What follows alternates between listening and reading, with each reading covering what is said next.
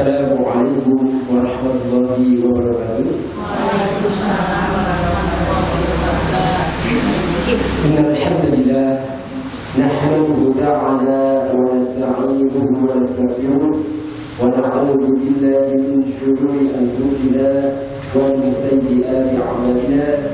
Man yahdihillahu fala mudilla lahu wa man yudlil fala hadiya lahu.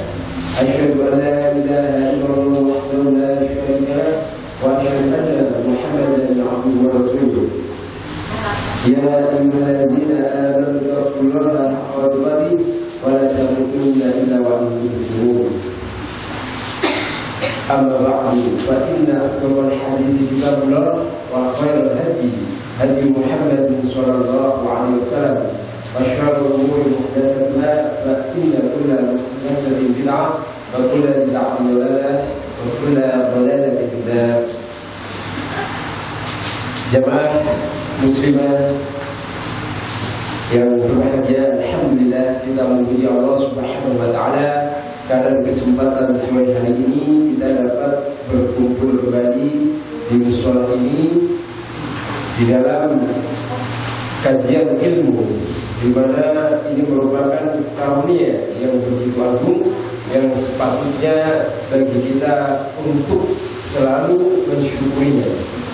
Kemudian salawat dan salam semoga senantiasa tercurahkan kepada baginda Nabi Muhammad sallallahu alaihi wasallam beserta keluarga beliau, sahabat-sahabat beliau, dan juga tentunya orang-orang yang senantiasa mengikuti beliau hingga hari kiamat kelak. Bagi Ibu, insya Allah di kesempatan sore hari ini kita akan melanjutkan dari kajian kita terkait dengan fikih nikah atau fikih usrah, ya, di mana ini merupakan hasil daurah dari karya Asy-Syaikh Sulaiman Ar-Ruhaili hafizahullah. Pada pertemuan sebelumnya kita sudah selesai dari pembahasan pernikahan yang diharamkan atau yang tidak diperbolehkan. Berapa Bu jumlahnya kemarin? Ada berapa? 14 atau 12? 12 ya yang kita sebutkan. Masya Allah, banyak sekali ya Bu. Semoga setelah mengetahui tentang jenis-jenis pernikahan yang diharapkan, kita terhindar dari jenis-jenis tersebut. Kemudian kita melangkah ke suatu pernikahan yang sesuai dengan syariat Islam, sesuai dengan tuntunan daripada baginda Nabi sallallahu alaihi wasallam. Jadi kita lanjutkan sekarang. Hari ini adalah perihal tentang pembahasan fikih muqaddimat an-nikah. Jadi fikih dari pendahuluan an-nikah. Apa itu? Ya, yang pertama adalah al-ikhtiyar, memilih, mencari. Mau nikah nyari tapi nyari betul Bu. Kalau pasrah mawon. Pasrah nanti kan datang. Jadi ada mukadimahnya biasanya gitu. Jadi ada ikhtiar, berusaha mencari pasangan, ya, berusaha mencari seorang istri bagi laki-laki, dan juga sebaliknya, ya, seorang istri kadang-kadang, tapi nggak lazim kalau di Indonesia kadang gitu. Jadi kadang cenderung kalau perempuan itu apa? Menunggu, gimana Bu? Menunggu ya, menunggu untuk ada orang yang melamar. Tapi di sini maksudnya juga bukan berarti orang yang mau nikah yang nyari Bu, Pak. Orang tuanya, walinya. Ya, walinya kan bisa jadi orang tuanya, kakeknya, atau saudara laki-lakinya. Gitu. Kadang ada seorang bapak, ibu punya anak perempuan. Kan biasanya ikhtiar juga. Waduh, anakku belum nikah. Saya cari barangkali ada anak teman saya yang bujang belum nikah baik, nah, seperti itu, gitu. Nah, itu namanya juga ikhtiar. Jadi yang pertama adalah ikhtiar untuk mencari pasangan, baik laki-laki ataupun perempuan. Dan di dalam mencari pasangan, mencari calon suami atau istri ini ada dua hal yang perlu diperhatikan, ya, dua sisi. Apa saja? Jadi dua hal yang pokok yang harus diperhatikan. Yang pertama adalah sholahuddin, baiknya agama. Nah, ini ibu-ibu sekalian kalau mau nyari suami atau istri untuk anaknya, untuk anaknya atau saudaranya, perhatikan. Yang pertama yang dilihat apa? Baiknya agama. Ya, itu yang pertama. Kedua, wa husnul khuluq, akhlaknya baik. Jadi ada dua pokoknya itu. Ganteng termasuk dagu atau cantik? Benar, ya. Pokoknya ini ya, dua ini ya. Yang penting dia nomor 7 yuk. Cantik kalau ganteng. nomor 1 Pak. Umumnya kelihatan Bu. Umumnya kelihatan. Iya toh? Yang dilihat itu biasanya agama biasanya nomor sekian. Gimana Bu? Ya kadang-kadang apalagi kalau perempuan. Nah, kalau perempuan kadang-kadang pertama gantengnya, kedua isi dompetnya. Gantengnya apa? Dia sebagian seperti itu realita jadi. Datang sendiri. Realitanya seperti itu. Tapi yang penting ya di sini pokoknya ada dua, yaitu apa? Dari sisi baiknya agama seseorang dan juga akhlaknya yang baik. Ya, itu yang patut diperhatikan ketika ibu-ibu mencari calon, ya, calon pasangan untuk anak-anaknya atau cucu-cucunya. Ini ada sebuah hadis, ya, untuk melandasi dua pokok itu. Ada hadis-hadis ya yang melandasi dua pokok hal tersebut. Yang pertama adalah hadis dari Abu Hurairah radhiyallahu anhu, ani Nabi sallallahu alaihi wasallam, dari Nabi sallallahu alaihi wasallam, annahu qala, bahwasanya beliau sallallahu alaihi wasallam berkata atau bersabda, tungkahul mar'atu li arba'in. Nah, perempuan itu dinikahi karena 4 hal. Jadi ada sebab 4 hal. Apa saja?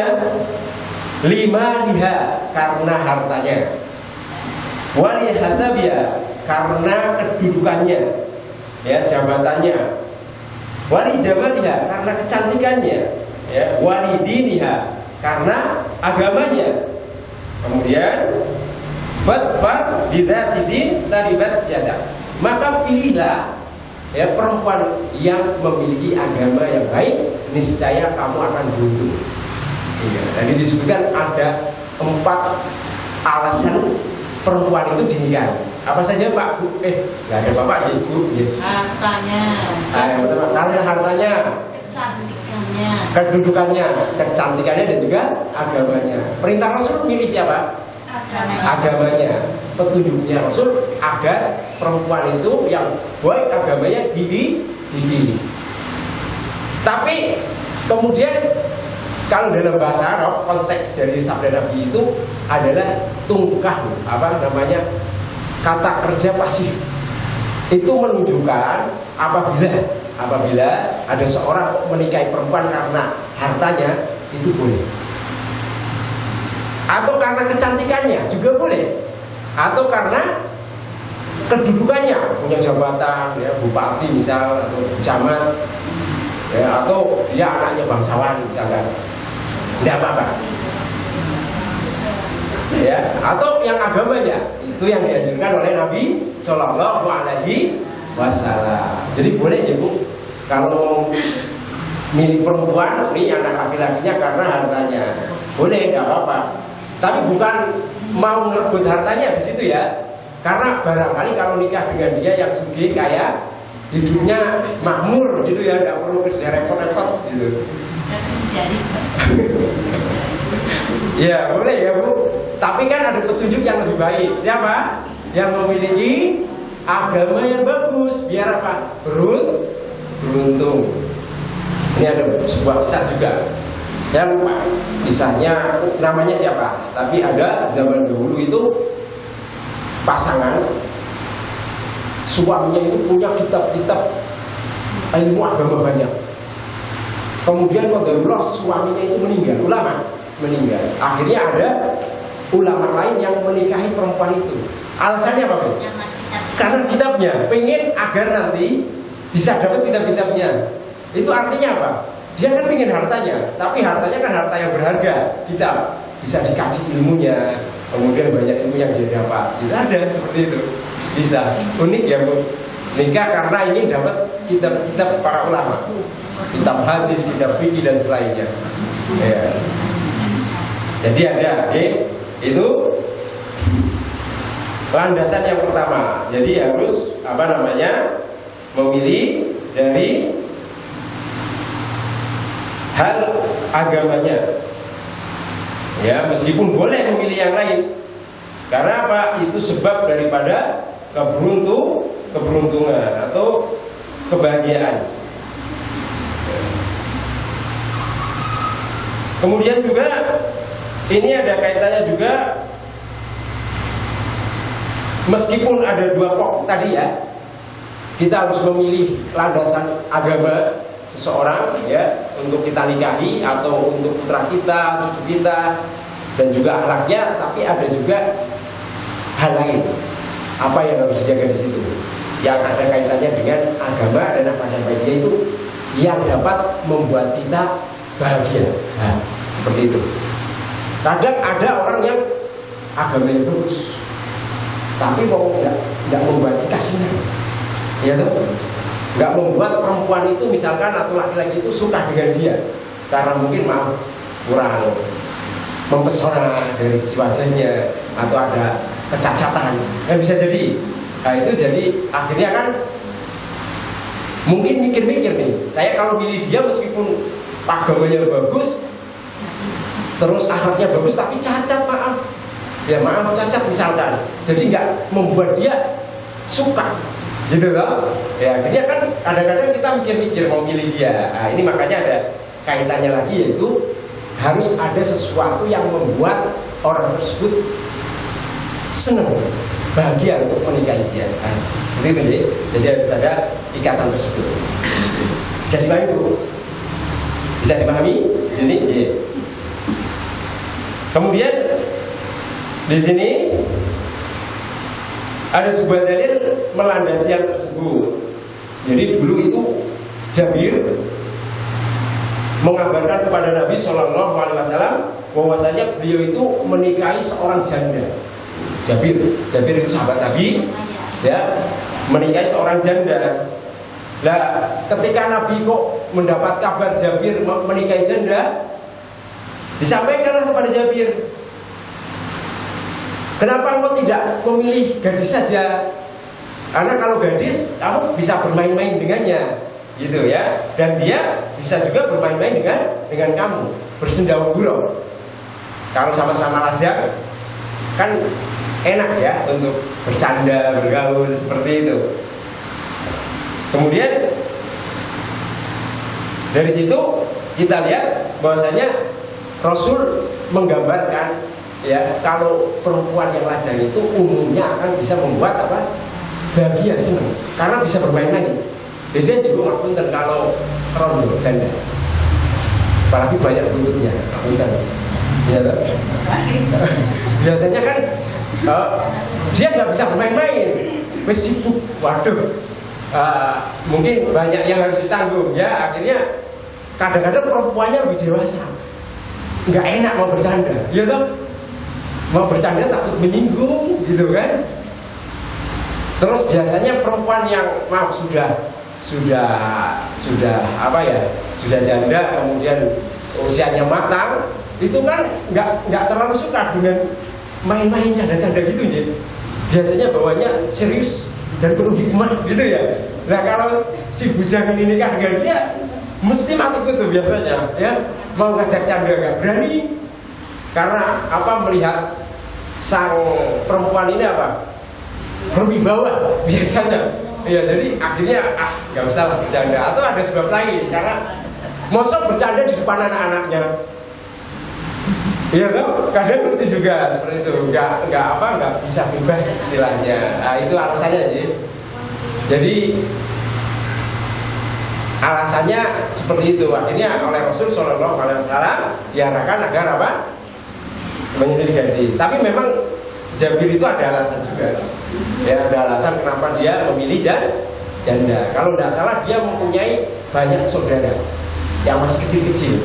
Nah, dengan dia menikahi seorang janda diharapkan nanti bisa menjadi apa? Sosok orang tua untuk saudara-saudaranya seperti itu. Artinya di sini bukan berarti Rasulullah melarang enggak, tapi hanya menggambarkan nih loh, kalau gadis kamu mungkin akan sangat bahagia. Tapi ternyata dari sisi Jabir bukan seperti itu tinjauannya, tapi dari sisi apa? Maslahat untuk keluarganya seperti itu.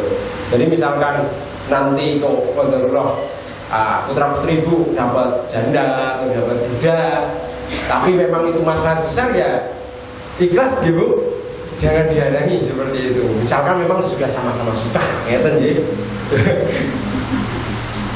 Nggak ada yang diharamkan seperti ini.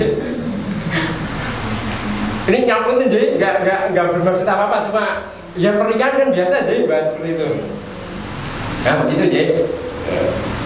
Intinya syahidnya adalah sesuatu yang dapat membuatnya dia apa? Senang, bahagia. Nah seperti itu. Kemudian juga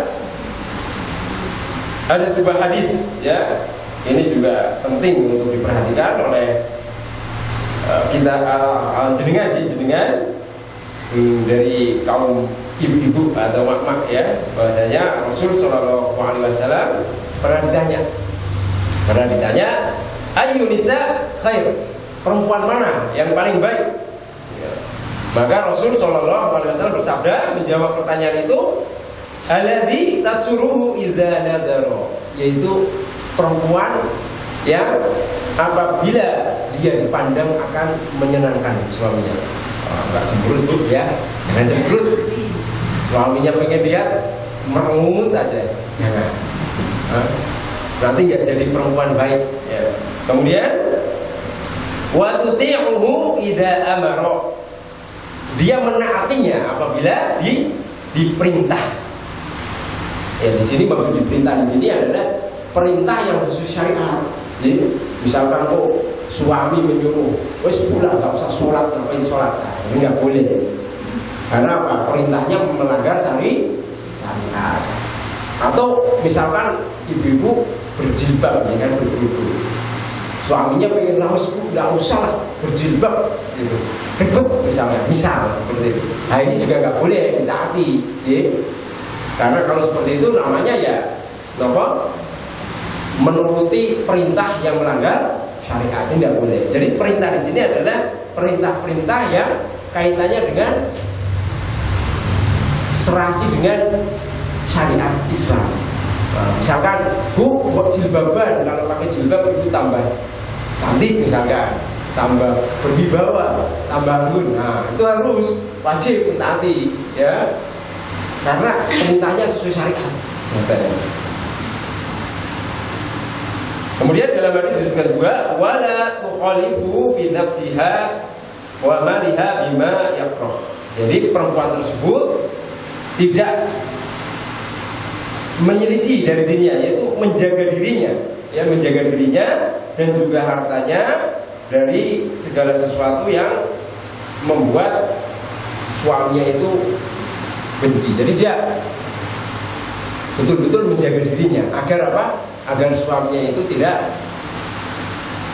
membencinya atau tidak menyukainya, atau perkara-perkara yang tidak lazim dengan syariat. Jadi perempuan itu bisa menjaga kehormatannya. Maksudnya seperti itu. Misalkan suaminya itu pergi keluar kota, ya, dia di rumah menjaga hartanya dan juga dirinya. Enggak jadi istilah zaman sekarang pepinor atau pelakor ya, bahasa sekarang enggak seperti itu. Pepinor apa?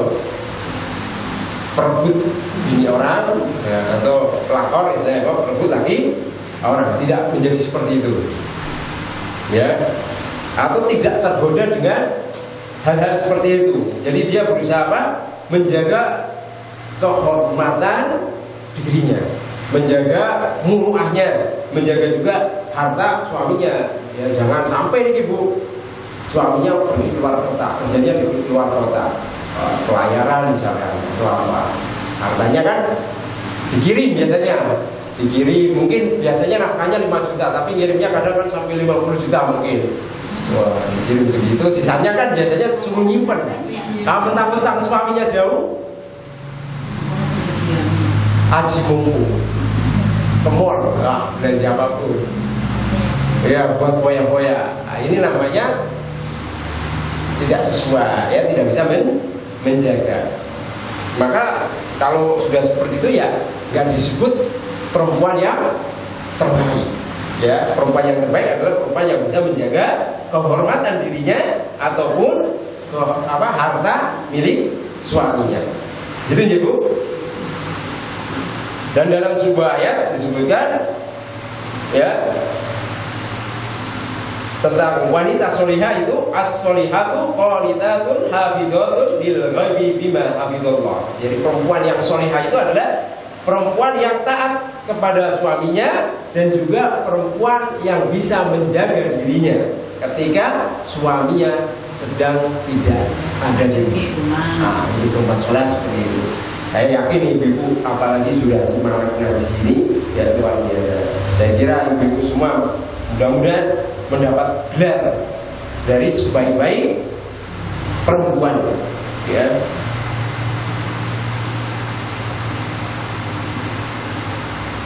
Kemudian juga dalam hadis lain disebutkan, ya, Rasul Shallallahu Alaihi Wasallam bersabda, "Tazawwadul wadud wal walud fa inni mukatsirun bikum." Ya. Nikahilah perempuan-perempuan yang dia penuh kasih sayangnya dan juga subur. Ya, subur maksudnya berpotensi memiliki banyak anak. Ya. Karena apa? Karena aku akan bangga, senang dengan banyaknya umatku, kata Rasul Shallallahu Alaihi Wasallam. Ini poin pentingnya di kata apa, Bu? Di kata tazawwadul wadud. Nikahilah orang-orang yang memiliki kasih sayang, orang yang penyayang. Orang kalau sudah penyayang biasanya akhlaknya baik, ya Bu? Baik. Baik. Makanya itu indikasinya ke situ. Tadi untuk dalil tadi, ya, dua asas tadi, yaitu agama baik dan juga akhlak yang baik. Orang penyayang pasti, ya, dia memiliki akhlak yang baik. Itu sudah otomatis, nggak mungkin kalau enggak. Orang kalau dia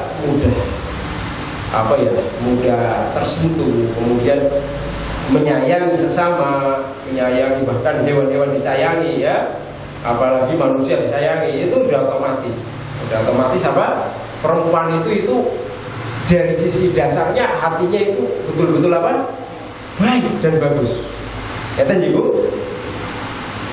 Lalu bagaimana nih, Bu? Caranya tahu perempuan itu memiliki tingkat kasih sayang yang tinggi atau penyayang. Kira-kira dari mana, Bu? Ibu mau menikahkan itu putranya. Kan tadi disuruh baik agama dan juga akhlaknya. Ya. Terus di antara karakter perempuan yang baik akhlaknya adalah penyayang. Dari mana kira-kira?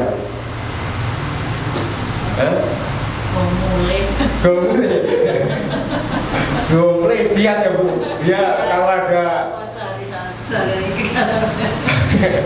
lah belum nikah di bawah mulai, ya, Bu. Makan bersama, ya. Ada tempat. Tapi kalau sehari biasanya hanya gimmick loh, Bu. Ya, saya makanya diatur dia belajar makan yang Masya Allah, ya. Tanya-tanya tetangga. Nah, tanya-tanya orang yang dekat dengan perempuan tersebut. Kemudian kita lihat kesehariannya seperti apa. sama kucing nendangi atau enggak. Ya kucing datang dipakai sapu di. Nah, itu ciri-ciri tuh. Ciri-ciri dia sayang sama binatang itu dia sayang. Semuanya takut sama kucing. Kucing kan mintanya enggak suka ya, maksudnya takut atau gimana? Gili, Risih. risih. Ya tapi jangan pakai sapu. Yang enggak sih kan di suk-suk. Itu hanya indikator. Iya. Ya itu mungkin bukan sebagai tujuan pokok ya kalau bisa kucing ya. Kadang-kadang ada orang yang geli mungkin dengan kucing. Tapi kalau sudah, iya, kalau sudah ibu-ibu lihat kok ada perempuan sama kucing aja sayang sekali, biasanya sama orang jauh lebih sayang, gitu.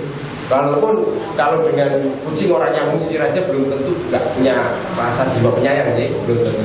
Ya itu tadi, lihat kesehariannya, gimana muamalahnya dengan orang lain. Kalau orang butuh bantuan gimana dia, ya segera membantu atau enggak, seperti itu Bu. Atau bertanya tadi dengan tetangga, dengan kerabatnya, ya pamannya, bibinya. Kayak polisi jadinya. Apa? Cari sisi balik. Iya betul Bu. Itu seperti itu harus, daripada nyesel. Iya. Langsung kan nggak bisa. Nggak bisa. Sampai hati juga. Ketemunya juga. Kalau rumahnya jauh gimana? Gitu ya Bu. Ya mungkin pas lagi ketemu orang tuanya ditanya dulu. Ya ditanya dulu. Tapi kadang-kadang kalau zaman sekarang kalau anak kita merantau dapatnya juga orang sana ya, jadi nggak tahu karakternya. Nah ini juga perlu dipahami Bu. Kalau bisa jangan berusaha untuk mendakwai karakternya aja jangan pacaran dulu ya, lewat ta'aruf. Jadi biar Islami gitu ya, sesuai tuntunan syariat seperti itu. Kalau bisa ya itu walinya yang mencarikan. Kalau punya anak perempuan Bu udah gede siap nikah ya, dan dia juga terlihat kayaknya udah pingin ngomong anak, peka carikan. Boleh ya anak teman kita, tetangga kita ya udah apa-apa ya. Kalau memang tetangga kita masya Allah ya. Iya.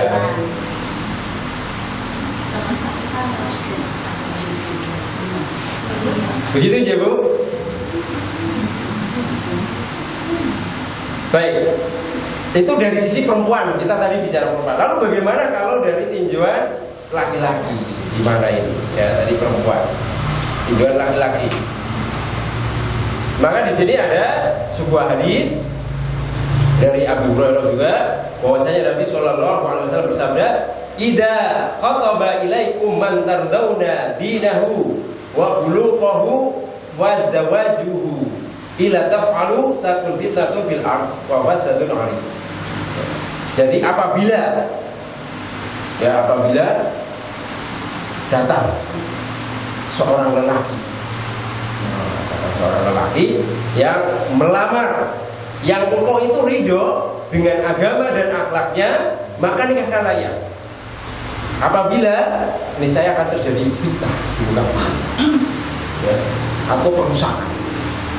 Misalkan ibu punya seorang anak perempuan, ada laki-laki baik agamanya, baik akhlaknya, pengen ngelamar putri ibu, ya pengen ngelamar putri ibu.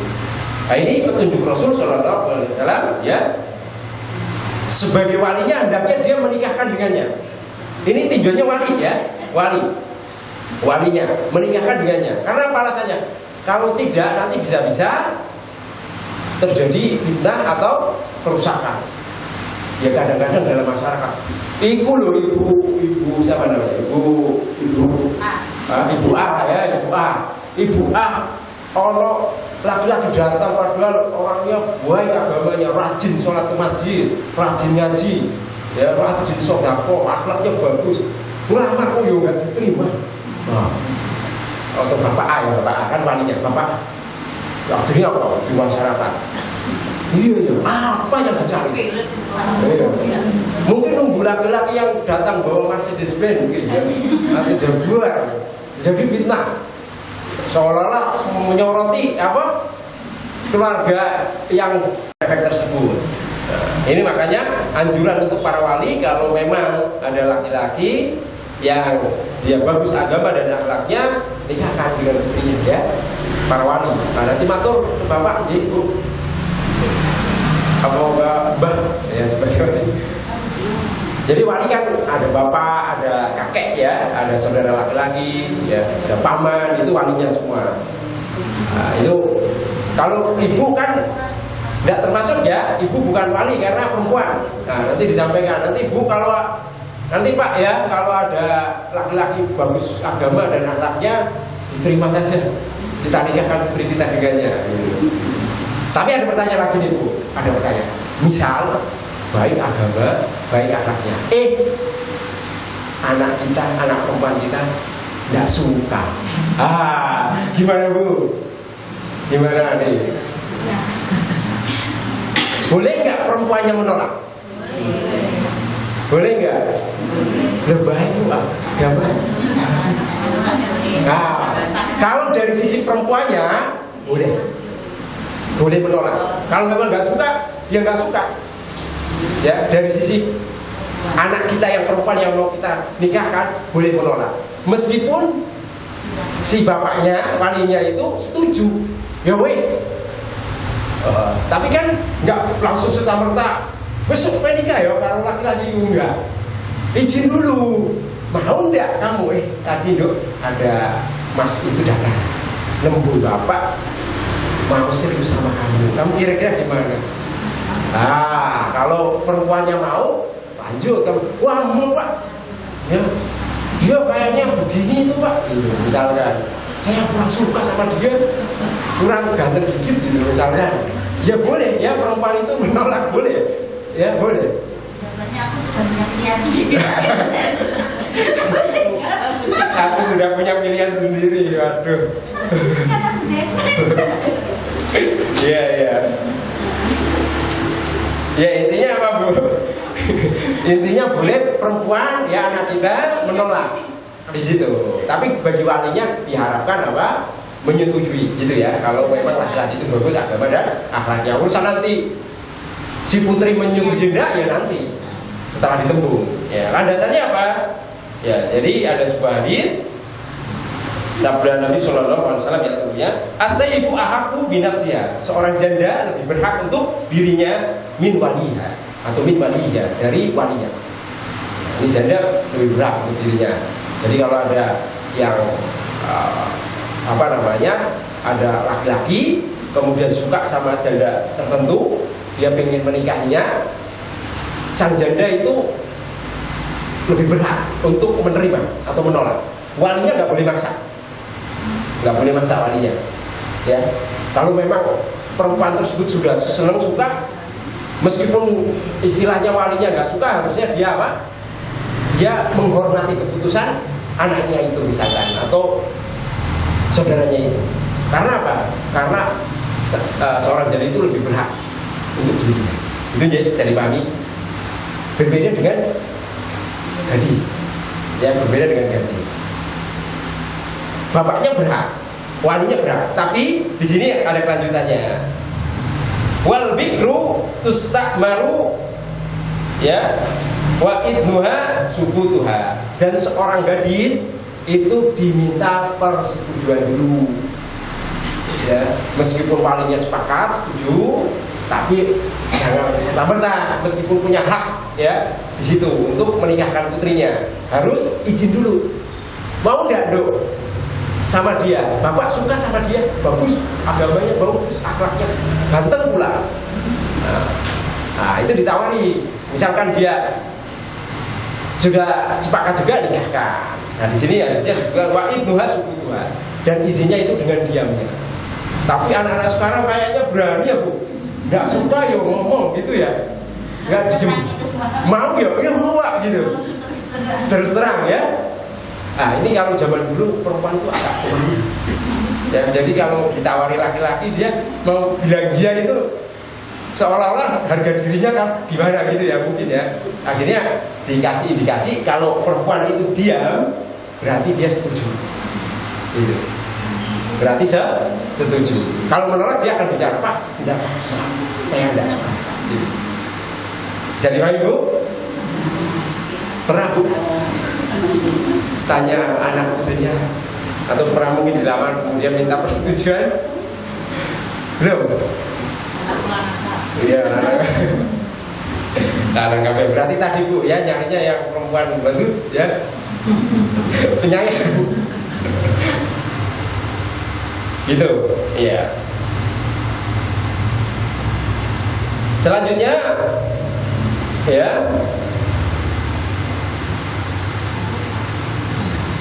di sini ada kaidah juga ya dari sabda Nabi Shallallahu Alaihi Wasallam. Khairukum li ahli. Ya, sebaik-baik kalian ini untuk laki-laki ya. Sebaik-baik kalian adalah orang yang paling baik kepada keluarganya. Wa ana khairukum li ahli, dan aku adalah orang yang paling baik kepada keluarga. Jadi laki-laki itu juga harus dilihat gimana sama keluarganya. Kalau sama keluarganya dia bisa berbuat baik, itu contoh atau ciri ya, ciri laki-laki itu memang layak untuk mendampingi putri kita. Ya. Kenapa? Karena ketika seorang yang bisa berbuat baik kepada keluarganya, niscaya ketika dia mendapatkan keluarga baru juga akan apa? Berbuat baik, menghargai, menghormati. Ya. Beda kalau maaf ada laki-laki sama bapaknya aja bentak, sama ibunya suka marah. Hati-hati putri itu bisa-bisa tiap hari jadi sasaran. Iya, karena sudah dari dasarnya kurang bagus ya kepada keluarganya. Akhirnya punya keluarga sendiri marah, salah dikit ngomel. Ya, alhamdulillah sampai KDRT, kekerasan fisik. Nah, ini juga perlu ya nanti, masya Allah. Jadi petunjuk syariat luar biasa nih Bu. Ya, karena dengan begitu ya, dengan melihat karakteristik dari laki-laki yang menjadi impian apa atau laki-laki yang memiliki karakter baik dengan keluarganya itu akan mungkin ya bisa bermuamalah baik dengan istrinya itu, dan juga dia akan bergaul dengan baik dengan istrinya itu. Baik. Kemudian juga menjadi tinjuan laki-laki ya adalah dia orang yang takut kepada Allah. Orang yang takut kepada Allah Subhanahu wa ta'ala. Kenapa? Ketika laki-laki itu orang yang memiliki rasa takut kepada Allah, misal dia menikah dengan putri kita ya, kalau ada hal yang dia cintai, dia akan memuliakan putri kita. Tapi kalau ada hal yang dibenci, dia tidak akan berbuat dolim, melampaui batas. Karena ada landasan takut kepada Allah. Ya, jadi kalau memang cinta kepada putri kita, dia akan sangat menghormati. Kalau toh qadarullah ada yang dibenci dari putri kita, dia akan tidak berbuat menghindari kedoliman. Seperti itu. Karena begitu. Makanya monggo, ya. Nah itu tadi ibunya putranya laki-laki, barangkali nanti ada yang sudah nikah semua. Oh, udah nikah semua. Ya belum. Saya jadi wali jodoh. Cucunya sudah 6 saya. Masya Allah, sudah 6 luar biasa baru kalau gitu. Ya. Ya alhamdulillah nikmat ya. Saya kira kalau di sini masya Allah. Ini kalau punya putri dan putra, karena ibunya itu rajin ngaji ya, saya kira akan baik-baik ini ya, punya putrinya. Gitu ya Bu. Intinya kalau kita nyari pasangan untuk anak-anak kita yang bagus, gitu ya, dari sisi agama dan akhlak. Sekarang saya mau masih panjang ya, mau menyampaikan terkait dengan 5 jenis perempuan ya yang harus dihindari untuk dinikahi. Ini ada 5 ada. Kalau di kitab ada 5, tapi tak tambah 1 jadi 6 ya Bu. Qala ba'dul Arab, jadi berkata sebagian orang Arab ya, la tankihu minan nisa sittah. Jadi janganlah menikahi perempuan dari 6 jenis ini. Nih Bu, ini juga untuk perhatian kita ya. Kalau kita punya karakter nanti yang seperti saya sebutkan, jauhi. Ya karena kurang bagus. Siapa saja karakter perempuan yang harus dihindari untuk dinikahi? Yang pertama adalah ana-ana. Apa itu ana-ana? Yaitu perempuan yang kasiratul anin wasyaqwa, la tardu bi syai'. Ya, jadi perempuan yang banyak mengeluh dan mengadu. Dia tidak ridho dengan apapun. Dia juga tidak kagum dengan apapun ya dari suaminya. Dikasih dikasih barang ini, diperlakukan dengan seperti ini, seperti itu, dia tidak suka. Bawaannya apa? Ngeluh. Bawaannya apa? Mengadu. Ini kalau suaminya ada di rumah, dia seperti hidup di neraka, nggak betah, nggak seneng. Kalau suaminya, bojoku nang rumah, jadi kafe wis lunga wae kono nang rumah, gitu ya. Ada loh Bu, ada nggak? Ya yang penting sini duitnya gitu. Ada, beneran ada seperti itu. Ya, wis Pak kowe nang kono wae, nang apa di luar kerja cari uang, gitu istilahnya. Jadi kalau suaminya di rumah itu bawaannya nggak seneng, ya, nggak bahagia, begitu. Dari mulai suaminya ada sampai dengan tidur bawaannya ngeluh, ya, bawaannya apa mengadu dan selainnya, pokoknya tidak senang. Nah ini baru kalau suaminya itu mau di luar rumah pergi ya alhamdulillah, tapi biasanya nggak muji Allah nih, biasanya asik gitu ya, biasanya ya asik suamiku sudah pergi saya bebas. Nah ini hindari ya, nggak ada ya Bu ya seperti itu ya. Gak ada, alhamdulillah. Wong saya yakin kalau perempuan masih dalam fitrahnya itu senang kalau suaminya itu di rumah, malah sedih kalau suaminya kok istilahnya LDR ya. Istrinya di Purworejo, suaminya kerja di Jakarta. Itu rasanya gak bahagia biasanya. Aduh, kok berjalan begini ya? Ya itu ya. Umumnya seperti itu. Kalau ada ya mungkin sih, ya mungkin. Karena disebutkan di sini. Jadi intinya perempuan itu apa? Mudah mengadu dan mengeluh. Dia tidak ridho atas segala sesuatu dari suaminya, baik pemberian atau apa perbuatan, ucapan, tindak tanduknya dari suaminya, ya. Dan juga tidak ada yang bisa membuatnya itu terkagum dari suaminya itu. Nah ini, dia tidak senang lah sama suaminya. Kayak simbolis saja suami itu, ya, simbolis. Jangan ya Bu, jangan. Nanti maksudnya ini jangan nyari yang perempuan seperti ini kalau punya anak laki. Kemudian yang kedua adalah hadana. Hadana. Apa itu hadana? Dia adalah perempuan yang sukanya itu menyebut suaminya yang telah lahir. Ya, jadi ini berarti ke arah yang mungkin sudah menikah lalu cerai, gitu ya, atau menikah suaminya meninggal, gitu ya.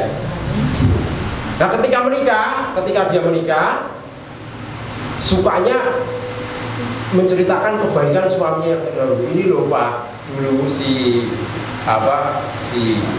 bapaknya anak-anak itu kalau sama saya sukanya itu memeluk, ya, sukanya berbicara baik, ya, nyindir suaminya biar melakukan seperti ini, nggak boleh ya. Atau memuji-muji, ya dulu itu loh bapaknya anak-anak itu sukanya ngasih saya cincin kalau habis gajian. Nah, ya nggak boleh seperti itu ya Bu, mancing sebenarnya biar juga berbuat seperti suami yang dulu. Ini nggak boleh seperti itu ya, karena ini bisa perang dunia ya, bisa perang dunia antara keluarga ya, suami istri. Karena apa Bu Pak? Bu ya, maaf, kelingannya keluarga bapak-bapak. Jadi hendaknya ya perempuan, seorang istri itu harus betul-betul bisa menjaga keharmonisan, menghindari perkara-perkara yang dapat membuat perseteruan di situ, termasuk memuji mantannya. Jangan sampai laki-laki itu pencemburu loh, dia merasa harus nomor 1. Perhatikan aja suami ibu, mesti pengennya nomor 1, nggak rela loh. Ibu memuji laki-laki lain aja nih, ya itu nggak rela pasti. Pengennya ya yang paling baik, ya paling sempurna itu suaminya. Ya benar suaminya seperti itu. Jadi jangan sampai istilahnya membuat hal-hal seperti itu, ya. Kemudian yang berikutnya adalah al-hadaqah. Ini juga sifat ketiga adalah al-hadaqah. Siapa al-hadaqah itu? Jadi orang yang sukanya belanja macam-macam. Matanya suka gelap mata ya. Sukanya apa Bu tadi? Boros. Hati-hati Bu ya. Jangan sampai bersifat boros. Jadi kalau dia pergi ke pasar, lihat tas bagus, beli. Padahal punya tas gudang tuh.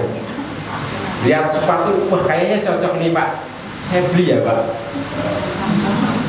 Ada baju, padahal baru kemarin tuh dibeliin baju sama suaminya pekan lalu, dia ke pasar beli baju lagi. Iya. Nah ini ya namanya al-hadaqah, boros. Ya, nggak boleh ya Bu ya. Atau juga ini ketika bertemu suaminya murung kan, kalau perempuan murung suami kan tanya ya, Bu kenapa tuh murung gitu ya.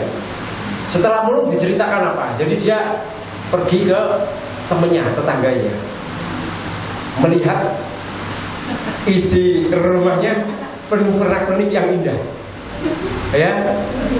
Apa isi rumahnya apa namanya Bu? Perkakasnya apa istilahnya?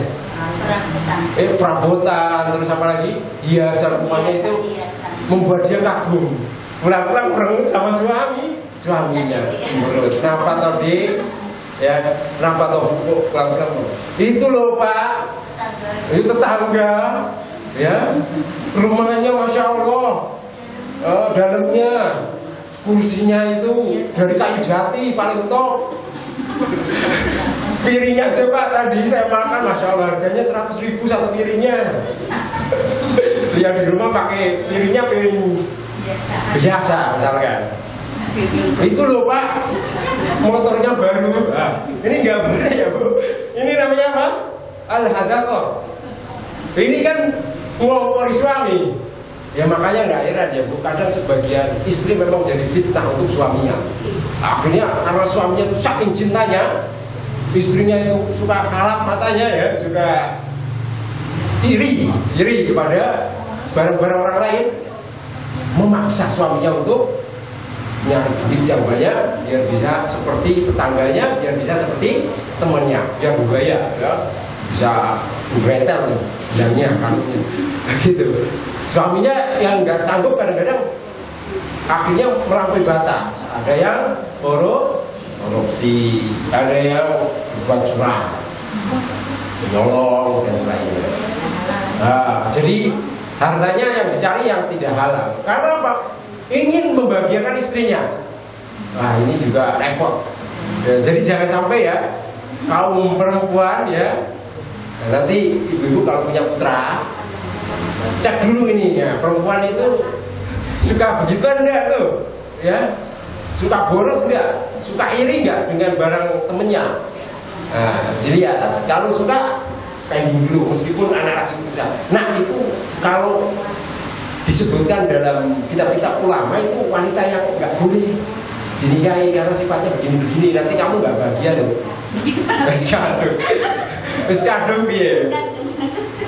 Berdoa berarti. Ya, akhirnya berdoa ya bu. Berdoa.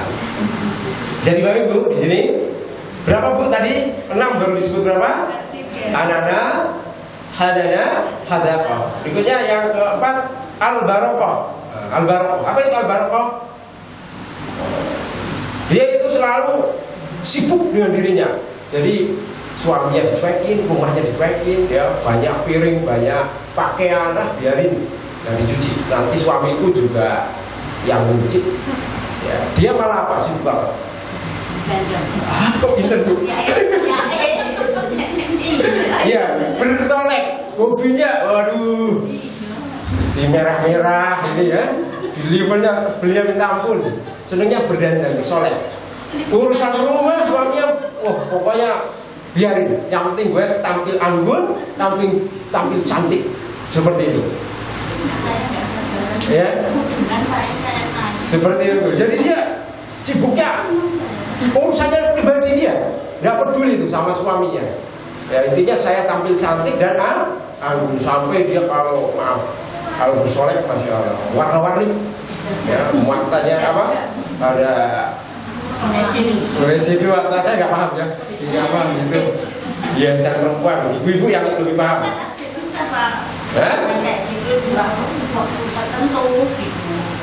Misalnya pas kondangan itu tamu misalnya kan gitu. Ya ini kan yang selalu itu, yang selalu dalam keadaan tertentu ya.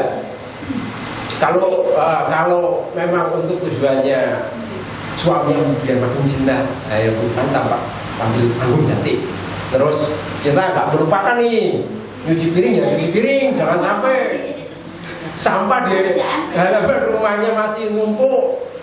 Wajar dipentingin ya suaminya, ya seneng lihat wajah istrinya, tapi lihat rumahnya kayak gitu juga dongkol. Ngapain aja di rumah?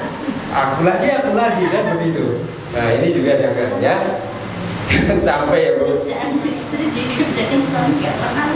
Ya itu yang pertama. Jadi sukanya bersolek aja, cuek dengan urusan suami dan rumahnya.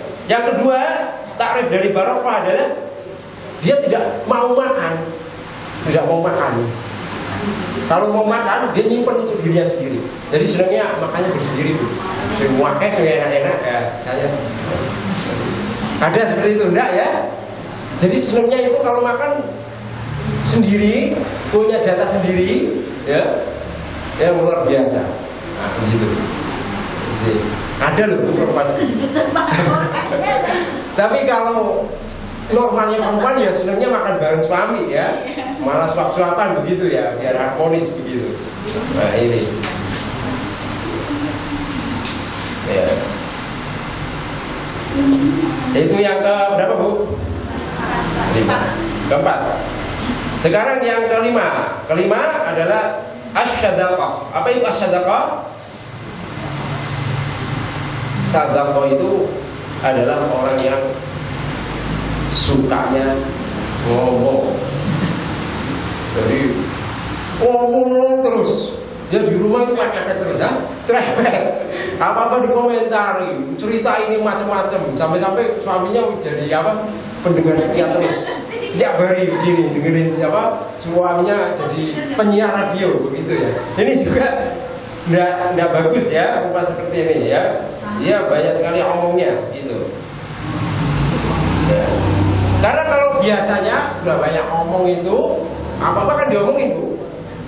Kalau bisa bahan kan akhirnya ngomongnya ya nyeritain A, nyeritain B akhirnya tuh. Ada yang macam-macam lah pokoknya. Akhirnya suaminya kan pusing lah ini, gitu ya. Gitu ya. Jadi itu termasuk perempuan yang harus dihindari. Memang betul ya. Walau alam menurut penelitian itu perempuan memang harus diungkapkan banyak apa ya, mengeluarkan unek-uneknya, tapi harus sesuai dengan porsinya nih. Lihat keadaan suami juga. Ya, suaminya habis pulang kerja ya jangan moro-moro kita ceritakan macam-macam. Ya dilayani dulu ya.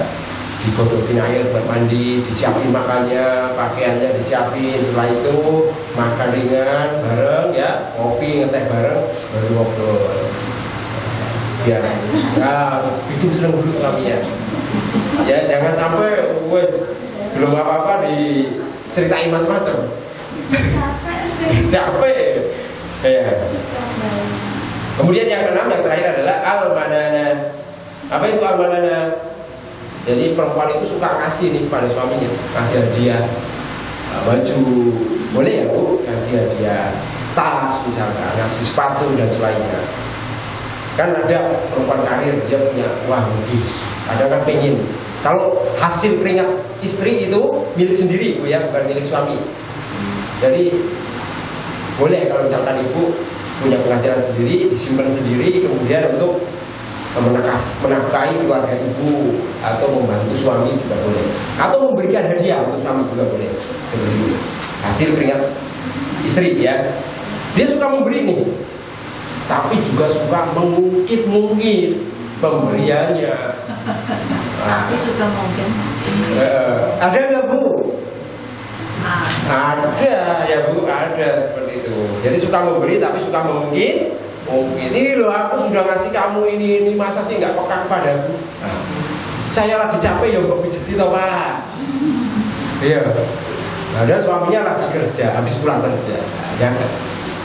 Boleh minta dipijitin, tapi yo jangan sampai kita mengeluarkan kata-kata apa yang telah kita berikan. Koyo bapak butuh sepatu tak tukoke, butuh jas tak tukoke. Ya. Butuh mobil ya tak tukoke, yo aku turun jauh pijeti kok ya enggak dipijet-pijeti. Ya, juga jangan ya seperti itu. Gitu ya Bu. Nanti nyari istri ya untuk putranya, untuk cucunya, hindari 6 karakter ini.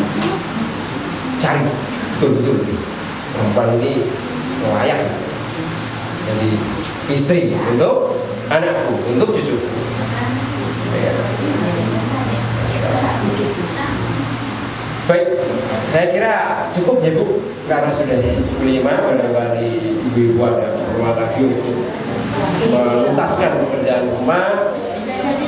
Ya, mohon maaf apabila saya sukanya begini ya Bu, kalau ceramah sukanya guyonan, sukanya ngomong-ngomong yang nggak jelas gitu ya. Ngapunten, ya, apabila ada ucapan yang menyinggung, pasti tentunya kadang-kadang kan terpleset ya. Saya ngapunten, saya manusia biasa, ya. Semoga ibu-ibu sekalian tetap lapang hati, legowo untuk menerima maaf saya. Saya akhiri wabillahi taufiq. Wassalamualaikum warahmatullahi wabarakatuh. Waalaikumsalam.